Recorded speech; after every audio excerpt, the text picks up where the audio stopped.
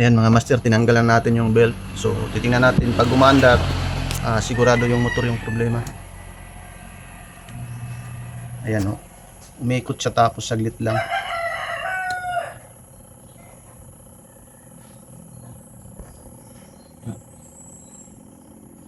Tapos itulak natin. Tulak dito. Dito kas makuno.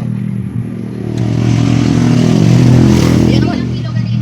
Ayan mga master, umikot na o. Tagpilang kilo ganini palitan.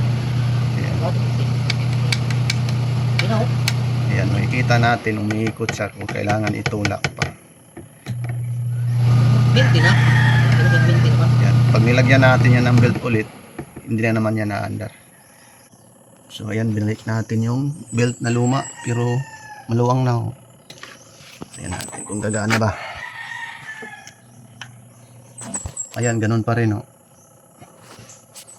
Sa motor talaga ang problema. Pag itulak natin to, gagana to.